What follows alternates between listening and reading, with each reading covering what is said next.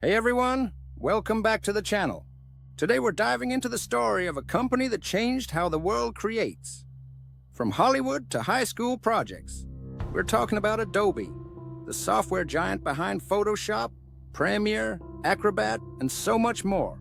But how did a company that started with fonts and PDFs end up dominating the entire creative software market? Let's explore Adobe's rise, its massive pivot, and why it's become one of the most powerful and controversial forces in modern tech. Origins of years 1982. Two engineers from Xerox, John Warnock and Charles Geschke, leave their cushy jobs to launch Adobe Systems. Their first big idea? A programming language called PostScript, which helped printers and computers talk to each other, and revolutionized desktop publishing. Apple's Steve Jobs took notice and licensed PostScript to power Apple laser writers.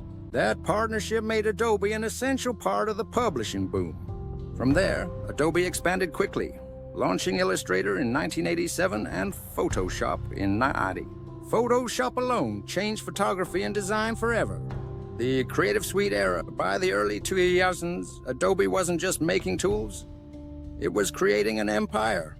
Illustrator, InDesign, Premiere Pro, After Effects. They bundled them together as the Creative Suite, a one-time purchase that gave professionals everything they needed. Graphic designers, video editors, animators, everyone relied on Adobe.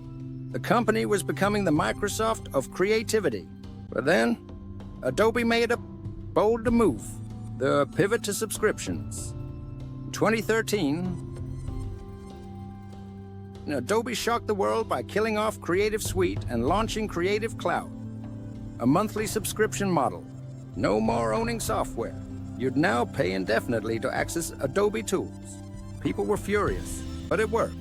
Revenue skyrocketed. Recurring income made Adobe more predictable for investors, and the company leaned into the cloud ecosystem. Today, over 30 million people are subscribed to Creative Cloud, and Adobe's annual revenue has surged past $20 billion.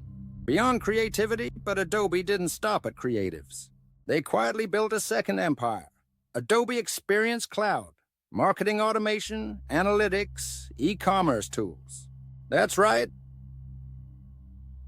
Adobe is also a major player in the enterprise SaaS space, helping companies like Coca-Cola and BMW personalize ads and track data. And with the rise of AI, Adobe's added tools like Firefly for generative image creation, challenging startups like Midjourney and OpenAI's DALL-E. Should you invest?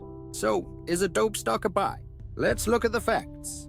Recurring revenue through subscriptions, high profit margins, dominant market share in both creative and marketing software, but it's not cheap.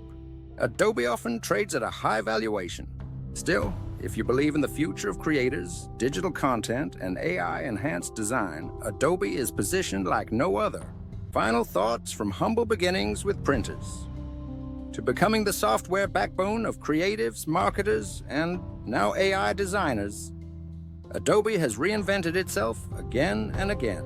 It's not the loudest tech company, but behind every viral video, magazine cover, or digital ad, there's a good chance Adobe was involved.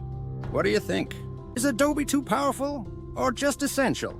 Drop a comment, hit like, and subscribe for more deep dives into the companies shaping the world. To make sure you don't miss other videos, hit that subscribe button and turn to the bell. Catch you tomorrow for a brand new one. Thanks for watching, and I'll see you in the next one.